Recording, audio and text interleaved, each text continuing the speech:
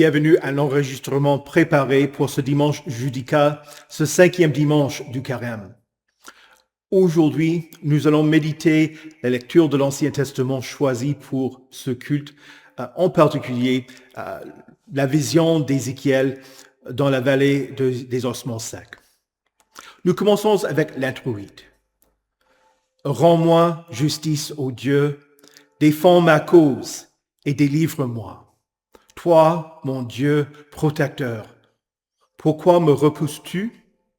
Pourquoi dois-je marcher dans la tristesse sous l'oppression de l'ennemi? Envoie ta lumière et ta vérité, qu'elle me guide et me conduise à ta montagne sainte et à ta demeure. J'irai vers l'autel de Dieu, vers Dieu ma joie et mon allégresse. Pourquoi être abattu, mon âme? Et pourquoi gémir en moi? Espère en Dieu, car je le louerai encore. Il est mon salut et mon Dieu. Au nom du Père et du Fils et du Saint-Esprit. Amen.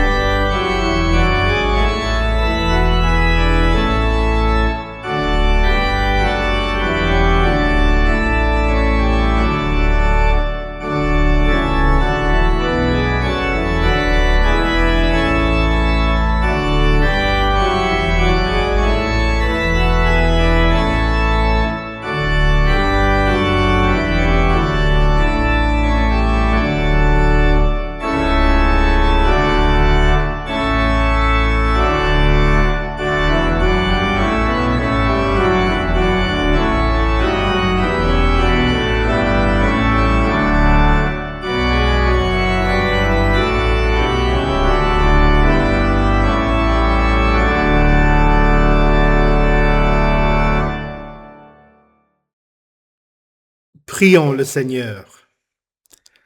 Dieu Tout-Puissant, nous te supplions de regarder ton peuple dans ta miséricorde, afin que, par ta grande bonté, il soit toujours gouverné et conservé, tant pour le corps que pour l'âme, par Jésus-Christ, ton Fils, notre Seigneur, qui vit et règne avec toi et le Saint-Esprit, un seul Dieu, maintenant et pour les siècles des siècles. Amen. La lecture de l'Ancien Testament pour ce dimanche judicat se trouve dans la prophétie d'Ézéchiel au chapitre 37, les versets 1 à 14. La main de l'Éternel reposait sur moi, et l'Éternel m'a transporté par son esprit pour me déposer au milieu de la vallée. Celle-ci était remplie d'ossements. Il m'a fait passer près d'eux, tout autour. J'ai constaté qu'ils étaient très nombreux sur le sol de la vallée, et qu'ils étaient complètement secs. Il m'a dit, « Fils de l'homme, ces eaux pourront-ils revivre ?» J'ai répondu, « Seigneur Éternel, c'est toi qui le sais. » Puis il m'a dit, « Prophétise sur ces eaux. Tu leur annonceras, « Ossements desséchés, écoutez la parole de l'Éternel. Voici ce que dit le Seigneur l'Éternel à ces eaux. Je vais faire entrer un esprit en vous et vous vivrez. Je vous donnerai des nerfs, je ferai pousser sur vous de la chair, je vous recouvrirai de peau, et je mettrai un esprit en vous et vous vivrez. Vous reconnaîtrez alors que je suis l'Éternel. » J'ai prophétisé conformément à l'ordre que j'avais reçu. Alors que je prophétisais, il y a eu un bruit. Un mouvement s'est produit et les eaux se sont rapprochées les uns des autres. J'ai regardé et j'ai vu qu'il leur apparaissait des nerfs, la chair a commencé à pousser et la peau les a recouverts en dernier, mais il n'y avait pas d'esprit en eux. Il m'a dit, « Prophétise à l'intention de l'esprit, prophétise, fils de l'homme. Tu annonceras à l'esprit, « Voici ce que dit le Seigneur l'Éternel. Esprit, viens des quatre vents. Souffle sur ces morts et qu'ils revivent. » J'ai prophétisé conformément à l'ordre qu'il m'avait donné. Alors l'Esprit est entré en eux et ils ont repris vie. Puis ils se sont tenus sur leurs pieds. C'était une armée nombreuse, très nombreuse. Il m'a dit, « Fils de l'homme, ces ossements, c'est toute la communauté d'Israël. Ils affirment, nos os sont desséchés, notre espérance est détruite, nous sommes anéantis. C'est pourquoi prophétise. Tu leur annonceras, voici ce que dit le Seigneur l'Éternel. Je vais ouvrir vos tombes et vous en ferai sortir, vous qui êtes mon peuple, et je vous ramènerai sur le territoire d'Israël. Vous reconnaîtrez que je suis l'Éternel lorsque j'ouvrirai vos tombes et vous en ferai sortir, vous qui êtes mon peuple. Je mettrai mon esprit en vous, vous vivrez, et je vous donnerai du repos sur votre territoire. Vous reconnaîtrez alors que moi, l'Éternel, j'ai parlé et agi, déclare l'Éternel. Ici prend fin la lecture de l'Ancien Testament. L'épître du jour se trouve dans la lettre de Saint Paul aux Romains, au chapitre 8, les versets 11 à 19. Et si l'esprit de celui qui a ressuscité Jésus habite en vous, celui qui a ressuscité Christ rendra aussi la vie à votre corps mortel par son esprit qui habite en vous. Ainsi donc, frères et sœurs, nous avons une dette, mais pas envers notre nature propre pour nous conformer à ses exigences. Si vous vivez en vous conformant à votre nature propre, vous allez mourir. Mais si par l'esprit vous faites mourir les manières d'agir du corps, vous vivrez. En effet, tous ceux qui sont conduits par l'Esprit de Dieu sont fils de Dieu. Et vous n'avez pas reçu un esprit d'esclavage pour être encore dans la crainte, mais vous avez reçu un esprit d'adoption, par lequel nous crions « Abba, Père ». L'Esprit lui-même rend témoignage à notre esprit que nous sommes enfants de Dieu. Or, si nous sommes enfants, nous sommes aussi héritiers. Héritiers de Dieu et co-héritiers de Christ, si toutefois nous souffrons avec lui afin de prendre aussi part à sa gloire. J'estime que les souffrances du moment présent ne sont pas dignes d'être comparées à la gloire qui va être révélée pour nous. De fait, la création attend avec un ardent désir la révélation des fils de Dieu. Ici prend fin la lecture de l'Épître. Écoutez aussi avec attention et recueillement la lecture de l'Évangile qui se trouve dans l'Évangile selon Jean au chapitre 11, les versets 47 à 53. Alors les chefs des prêtres et les pharisiens rassemblèrent le Sanhédrin et dirent: « Qu'allons-nous faire? En effet, cet homme fait beaucoup de signes miraculeux. Si nous le laissons faire, tous croiront en lui, et les Romains viendront détruire et notre ville et notre nation. » L'un d'eux, Caïphe, qui était grand prêtre cette année-là, leur dit: « Vous n'y comprenez rien.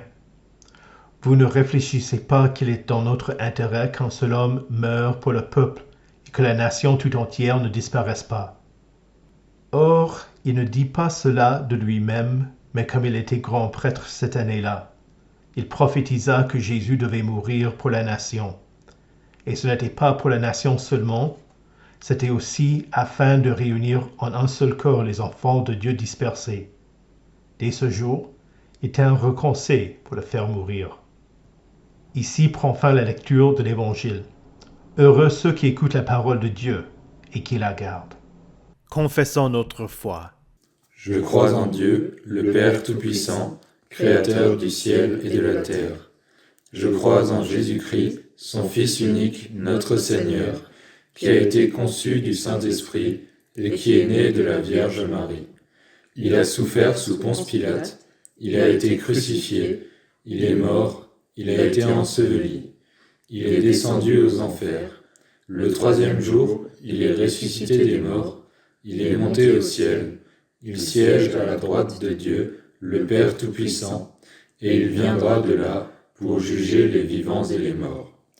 Je crois au Saint-Esprit, la Sainte Église universelle, la communion des saints, la rémission des péchés, la résurrection de la chair et la vie éternelle. Amen.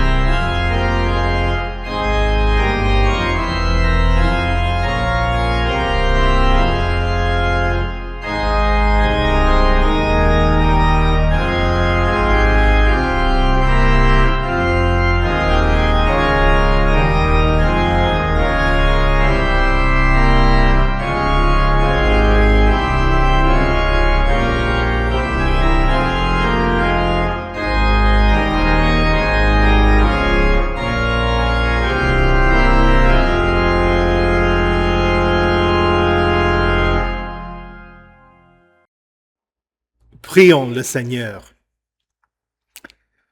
Ô Esprit de l'Éternel, toi qui ranimas ton peuple d'Israël grâce à la prédication d'Ézéchiel, nous te demandons de soutenir notre vie de foi par ta parole puissante et efficace.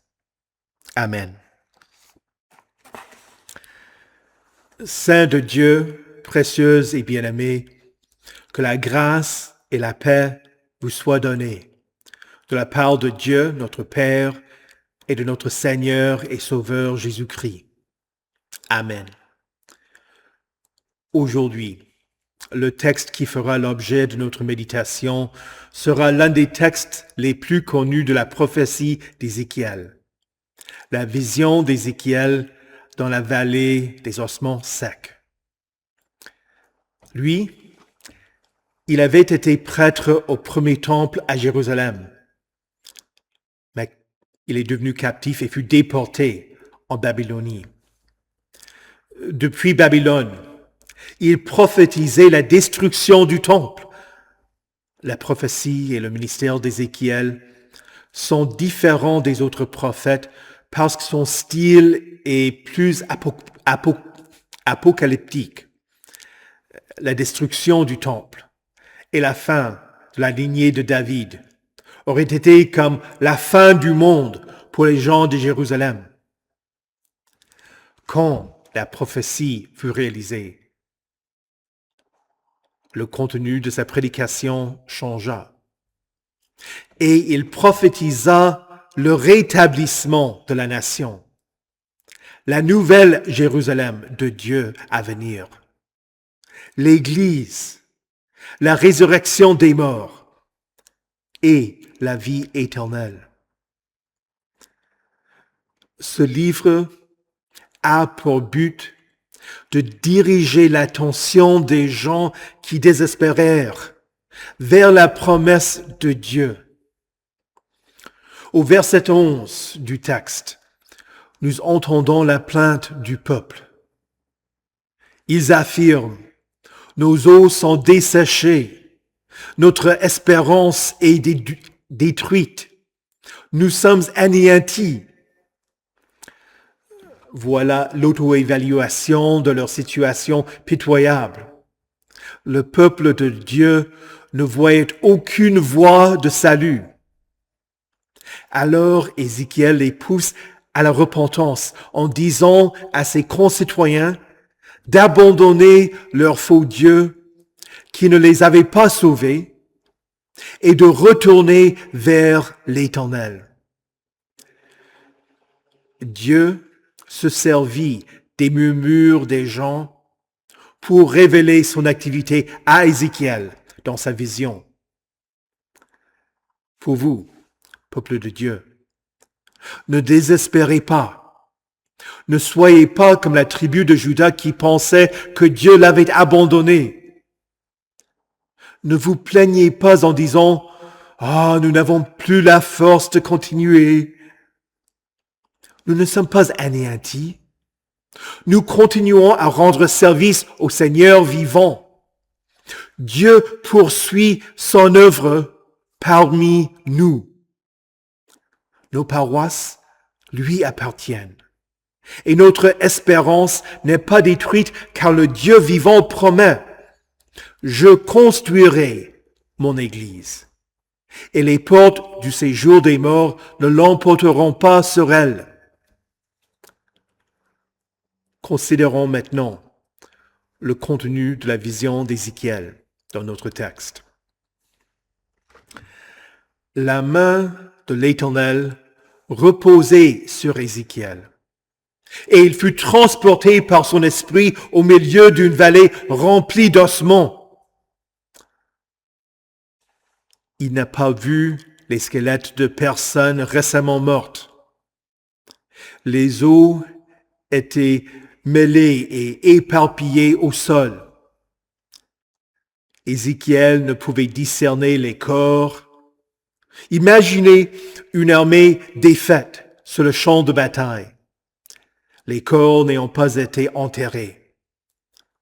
Après, les prédateurs qui avaient mangé la chair Après que les oiseaux nécrophages eurent pris ce qu'ils pouvaient, après les mouches et les vers, et après le reste de la décomposition, tout ce qui restait, c'était les ossements. Au fil du temps, les os desséchés étaient pêle-mêle, blanchis par le soleil. Si vous essayiez d'en prendre un en main, il se réduirait à de la poudre. Ézéchiel passe entre les ossements complètement secs, n'ayant aucune trace de vie. Dans ce contexte, l'Éternel lui pose cette question. Fils de l'homme, ces os pourront-ils revivre? Tout raisonnement humain dirait que non. Ézéchiel connaissait sûrement les exemples bibliques d'Élie, qui avait intercédé pour que Dieu ranime le fils de la veuve de Sarepta. Et oui, il fut exaucé. Et il connaîtrait aussi l'exemple d'Élisée, qui fit de même pour la Sunamite. Mais en ce qui concerne les ossements secs, il n'y en avait jamais eu d'exemple. Ézéchiel mit sa confiance dans le fait que Dieu est tout-puissant et qu'il connaît toutes choses. Pour cette raison, il ne rejetait pas la possibilité et lui répondit, « Seigneur éternel, c'est toi qui le sais. » Et peut-être que nous voyons un peu les doutes d'Ézéchiel dans sa réponse. Mais l'Éternel lui dit, « Prophétise sur ces eaux. Tu leur annonceras, ossements desséchés, écoutez la parole de l'Éternel. Voici ce que dit le Seigneur, l'Éternel, à ces eaux. Je vais faire entrer un esprit en vous, et vous vivrez. Je vous donnerai des nerfs. Je ferai pousser sur vous de la chair. Je vous recouvrirai de peau. Je mettrai un esprit en vous et vous vivrez. Vous connaîtrez alors que je suis l'Éternel. » Mettez-vous à la place d'Ézéchiel. Il n'avait aucune idée de savoir si prophétiser aux eaux aurait un effet. Mais il mit sa confiance en celui qui était omniscient et omnipotent. Il commence à prêcher. Imaginez son étonnement quand les eaux se rassemblèrent pour former des corps inanimés. La parole de Dieu est puissante et efficace, et elle accomplit ce que Dieu dit. Hommes de peu de foi que nous sommes. Sommes-nous étonnés comme l'était Ézéchiel quand le Seigneur réalise l'impossible? Après la période de la Réforme, certains théologiens du mouvement du piétisme étaient d'avis qu'il fallait une réponse émotive de la part des convertis. Ils rejetaient l'efficacité des sacrements en disant qu'il faut que la personne réponde à la parole de Dieu. Ce n'était pas adéquat que l'enfant soit baptisé, que Dieu pourrait convertir un tel qui ne contribue rien à son salut. Alors, les piétistes s'opposaient au baptême des enfants et prétendaient qu'il fallait être baptisé en tant qu'adulte. Ils affirmaient que la bonne théologie était inadéquate et parlaient de l'orthodoxie morte. Mais voici pourquoi ils se trompaient. La parole de Dieu est vivante. Alors, il n'y a pas d'orthodoxie morte. L'enseignement de la vérité ne peut jamais être sans effet. Ne soyez pas étonnés quand Dieu réalise son activité grâce à l'enseignement de sa parole, qu'il change des avis et des idées. Attendez-vous à ce que Dieu soit fidèle et rendez-lui gloire quand vous en êtes les témoins. Vous pouvez dire, ouais, mais c'était une vision. Nous ne voyons pas de signes miraculeux comme des résurrections.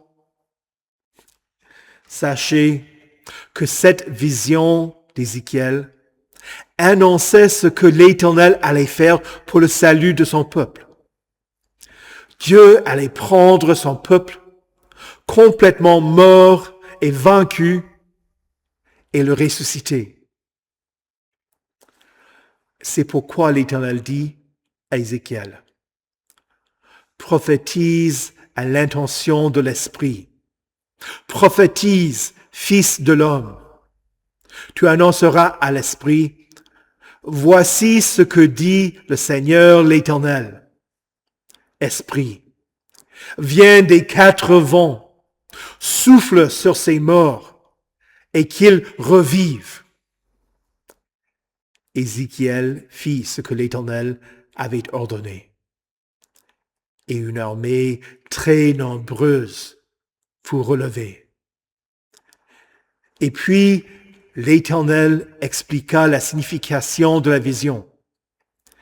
C'est toute la communauté d'Israël. Pour Ézéchiel, cela aurait été une impossibilité. Quand il eut cette vision, c'était déjà 130 ans après que les Assyriens eurent vaincu les 10 tribus du Nord. L'Éternel lui dit, « C'est pourquoi prophétise. » À ce point, ce n'était pas une question de prophétie dans sa vision. C'était un appel d'envoi. Il devait prêcher à ceux qui étaient toujours aux alentours de Jérusalem, aussi bien que ceux qui étaient assujettis à Babylone. Pour le peuple mécontent qui se lamentait en disant « Nos eaux sont desséchées, notre espérance est détruite, nous sommes anéantis », il leur fallait entendre qu'ils avaient tort. C'était uniquement la parole de Dieu qui allait les convaincre qu'il en est autrement. De la même manière qu'Ézéchiel dit, de la même manière que l'Éternel dit à Ézéchiel ce qu'il devait annoncer aux eaux dans sa vision, il lui donne les paroles à prêcher au peuple. Voici ce que dit le Seigneur, l'Éternel. Je vais ouvrir vos tombes et je vous en ferai sortir, vous qui êtes mon peuple, et je vous ramènerai sur le territoire d'Israël. L'énoncé de l'Éternel est l'inverse de ce que disent les captifs. Ils n'étaient pas morts pour ne plus jamais vivre. L'Éternel allait rétablir son peuple en terre promise. Et finalement, en étant témoin de l'œuvre de Dieu, l'Éternel leur dit comment répondre. Vous reconnaîtrez que je suis l'Éternel lorsque j'ouvrirai vos tombes et que je vous en ferai sortir, vous qui êtes mon peuple. Je mettrai mon esprit en vous. Vous vivrez et je vous donnerai du repos sur votre territoire. Vous reconnaîtrez alors que moi, l'Éternel, j'ai parlé et agi, déclare l'Éternel. Cela dit, c'était seulement la tribu de Juda qui rentra en terre promise et qui fut restaurée. Pour cette raison, cette prophétie n'était pas pleinement accomplie à l'époque de la restauration des exilés. La référence à Israël ne parle pas des tribus perdues, les tribus qui étaient du nord. Il parle de l'Église. Dans le Nouveau Testament, Paul écrit aux Romains, ce n'est pas que la parole de Dieu soit sans effet. Non, car ceux qui sont issus d'Israël ne sont pas tous Israël. Et bien qu'étant de la descendance d'Abraham, ils ne sont pas tous ses enfants. Au contraire, il est dit, c'est par Isaac qu'une descendance te sera assurée.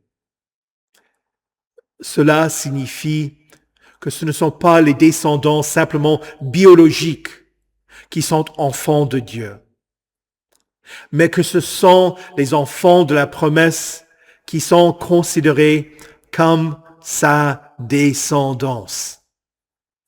Vous, chers saints,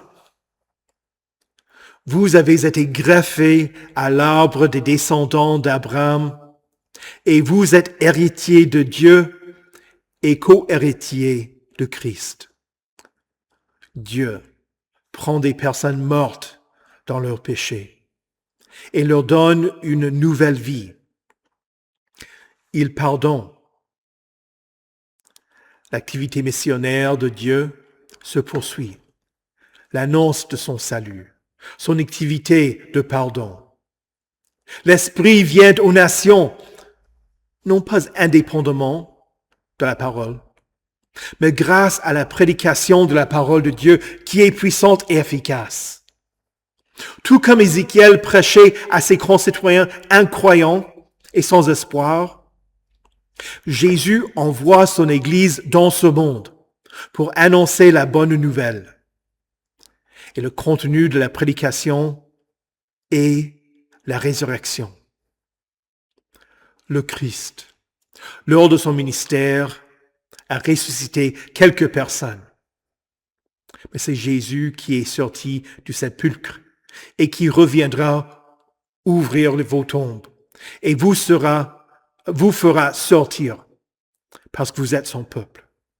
Voilà l'espérance pour le monde entier, que tous ceux qui mettent leur confiance en Jésus seront sauvés, seront ressuscités au dernier jour. Et vous n'êtes pas des ossements morts, vous êtes le corps de Christ. Vous êtes tous membres de lui. Écoutez sa parole. L'Esprit entre en vous. Tenez-vous sur vos pieds. Au nom de Jésus. Amen. Que la paix de Dieu, qui surpasse toute intelligence, garde vos cœurs et vos esprits en Jésus-Christ pour la vie éternelle. Amen. Prions le Seigneur. Chef de l'Église, toi qui donnas à Ézéchiel les paroles qu'il devait annoncer au peuple, nous te prions de bénir l'étude de ta parole parmi tes pasteurs et parmi ton peuple. Rends-nous tous attentifs à ta parole et donne-nous à tous une vie nouvelle par la puissance de ton esprit qui demeure en nous. Conduis les incroyants vers l'Église et guide ton peuple pour qu'il s'engage dans la mission de l'Église en parlant aux autres. Seigneur, dans ta miséricorde, écoute notre prière. Dieu d'espérance, nous te prions pour ton peuple languissant, pour tes fidèles qui doutent, pour ceux qui désespèrent. Ouvre leurs oreilles pour que ta parole les ranime et leur donne courage face aux jours difficiles. Ouvre leurs yeux afin qu'ils voient ton salut pour eux et pour leurs prochains, afin qu'ils te glorifient. Seigneur, dans ta miséricorde, écoute notre prière. Dieu de vie, nous te prions pour les chrétiens qui sont dans le deuil après le décès d'un être cher, qu'ils ne se lamentent pas comme ceux qui n'ont pas d'espérance, mais qu'ils tiennent à ta promesse. Toute personne qui voit le Fils et croit en lui ait la vie éternelle, et moi, je la ressusciterai le dernier jour. Seigneur, dans ta miséricorde, écoute notre prière. Chef des nations, Nous te prions pour ceux qui sont en position de pouvoir à travers le monde et nous te demandons de mettre fin aux hostilités. D'abord, aie pitié des personnes qui vivent dans les régions où les conflits traînent depuis plusieurs années et pour lesquels nous ne voyons pas de fin, mais aussi pour tout ce qui se passe au Moyen-Orient. Nous te prions aussi pour les gens qui vivent en région de tumulte, notamment pour les Vénézuéliens et les Cubains. Mais plus particulièrement, nous te prions pour notre pays et pour ceux qui sont élus. En particulier, nous intercédons pour ceux qui ont été élus il y a 2 semaines et ceux qui le seront aujourd'hui. Fais fructifier leur activité pour le bien-être commun. Seigneur, dans ta miséricorde, écoute notre prière. Dieu d'amour, nous te louons d'avoir créé nos paroisses. Que ton esprit nous anime jour après jour. Bénis l'Assemblée générale de nos paroisses. Nous te rendons grâce pour le service que tous les paroissiens rendent à leurs frères et sœurs en Christ. Et nous te demandons de bénir leurs décisions. Pareillement, nous te prions pour ceux qui continueront dans leur rôle et pour les personnes qui sont prêtes à s'engager dans la vie de nos paroisses, de notre région et de notre synode. De même, nous te demandons de bénir l'Assemblée générale de Mission et Jeunesse qui aura lieu ce samedi. Que l'organisation des camps et d'autres activités fasse élargir ton règne parmi ceux qui ne te connaissent pas et fortifie les jeunes de ton Église. Seigneur, dans ta miséricorde, écoute notre prière. Entre tes mains, nous nous confions, nous-mêmes et tous ceux pour qui nous te prions, en mettant notre confiance en toi par Jésus-Christ, ton Fils, notre Seigneur, qui vit et règne avec toi et le Saint-Esprit, maintenant et pour les siècles des siècles. Amen. Notre Père, qui es aux cieux, que ton nom soit sanctifié, que ton règne vienne, que ta volonté soit faite sur la terre comme au ciel. Donne-nous aujourd'hui notre pain de ce jour. Pardonne-nous nos offenses, comme nous pardonnons aussi à ceux qui nous ont offensés. Et ne nous laisse pas entrer en tentation, mais délivre-nous du mal. Car c'est à toi qu'appartiennent le règne, la puissance et la gloire, au siècle des siècles. Amen. Recevez la bénédiction de l'Éternel. Que le Seigneur vous bénisse et vous garde. Que le Seigneur fasse luire sa face sur vous et qu'il vous accorde sa grâce. Que le Seigneur tourne son visage vers vous et qu'il vous donne sa paix. Amen.